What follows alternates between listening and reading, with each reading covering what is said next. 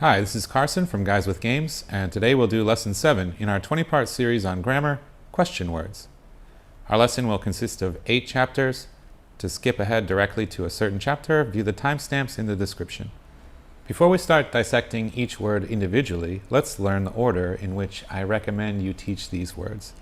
The big 5 question words are who, what, where, when, and why, and I suggest you teach them in this order. But how come? Well, in normal word order in a sentence that contains answers to each one of these questions, those pieces of information appear in this order. The general rule for using question words to make an interrogative sentence is to use the question word that you need, followed by the modal that appears in the sentence itself. What happens if there is no modal? Well, we need to use the helping verb do and conjugate it accordingly. In this example, we have a sentence, we played in the park. We want to make a question word about the location, but there is no modal, so we need to use do and conjugate it to the past tense. So we ask, where did you play? Now, the use of a modal is, as I said, the general rule, but there are situations where we don't need help from a modal or a helping verb, and those would be when we are asking a question about the subject directly. We can use the pronoun who or what to replace that thing. For example, who gave you the tickets? We don't need to say who did give you the tickets. Okay, keeping these rules in mind, let's get back to our sentence and start making questions. The sentence reads, Charlie will go to the airport at 5 o'clock to pick up his brother. If we want to ask a question about the subject of our sentence, we could say who will go to the airport. If we want to know about the action that our subject is going to do, we can say what will Charlie do at 5 o'clock. If we want to ask a question about the location, we can say where will Charlie go at 5 o'clock. How about the time? We can ask when will Charlie go to the airport. And finally, asking about the reason, why will Charlie go to the airport?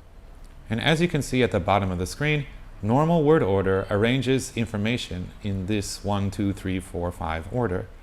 But what happens if we want to stress one piece of information over the rest in a sentence?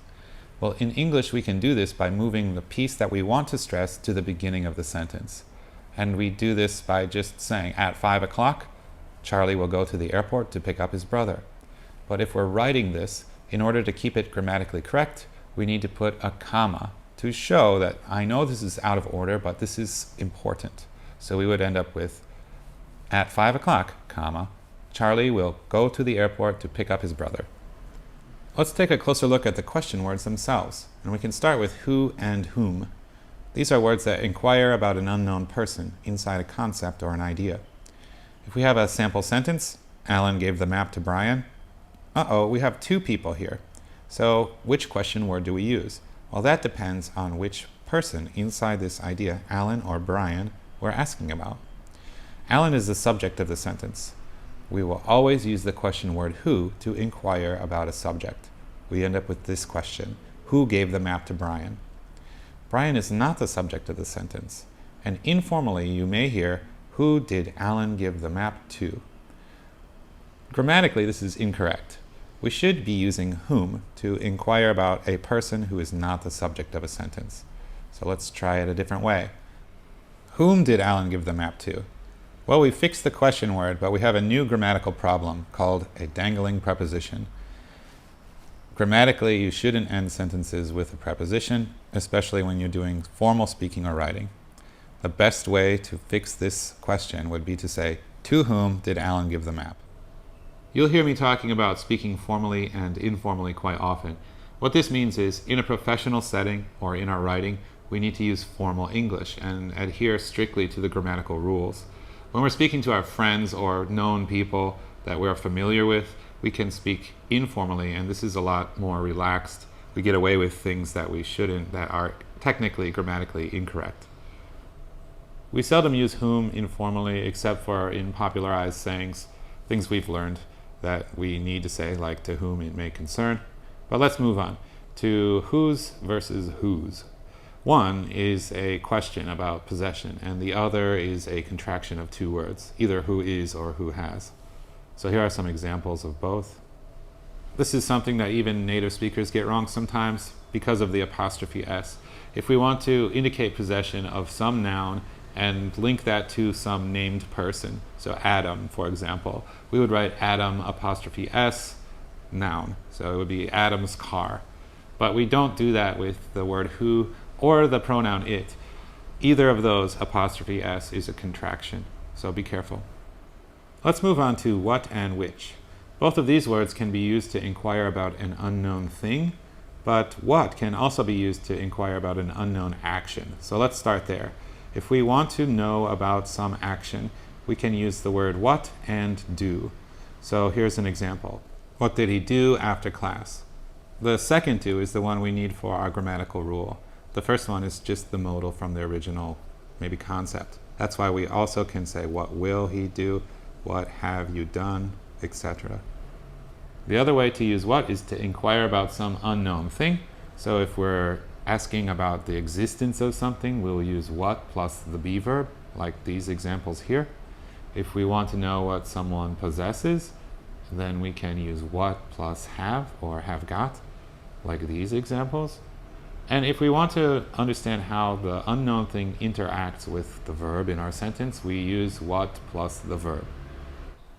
But when we're asking about a selection of a known or a named set, we should be using which. Like, which of these mugs is yours? Or which season do you like best? Let's move on to where. Where is a question word that is used to inquire about an unknown location or place.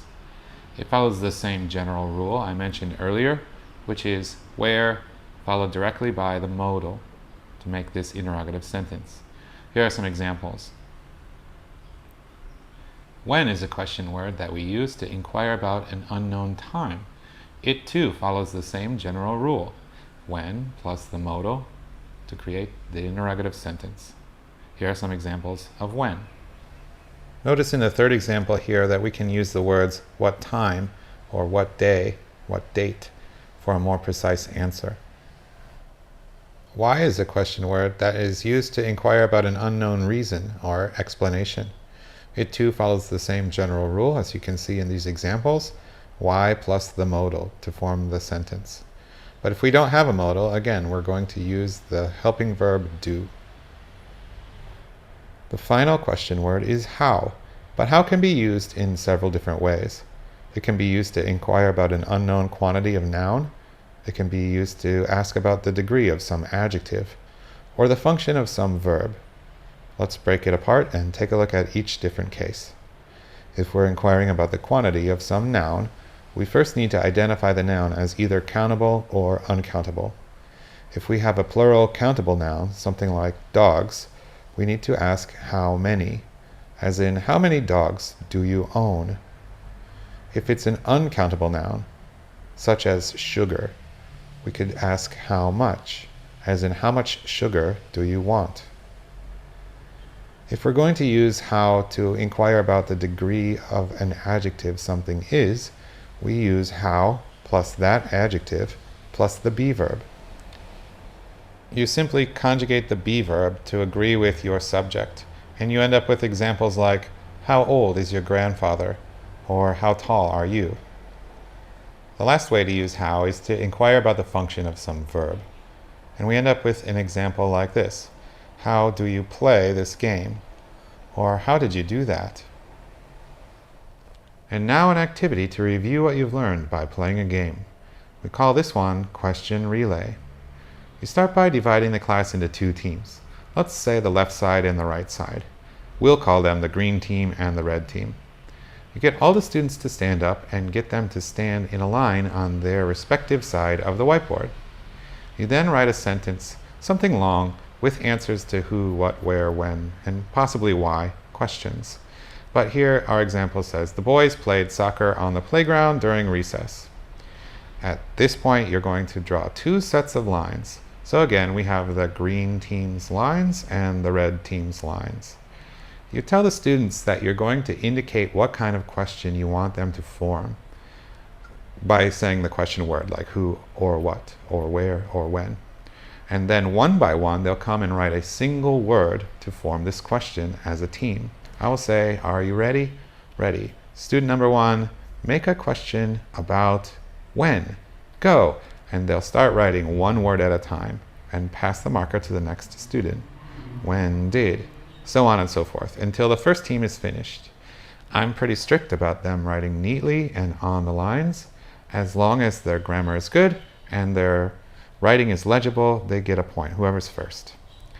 If we find out that one team is much faster and constantly winning, I'll cheat a little bit by making their lines wavy and still insisting that they write along the lines, as in this example. We hope this helps, and as always, thanks for watching. Consider joining us on Discord or viewing our Patreon page. The links are in the description.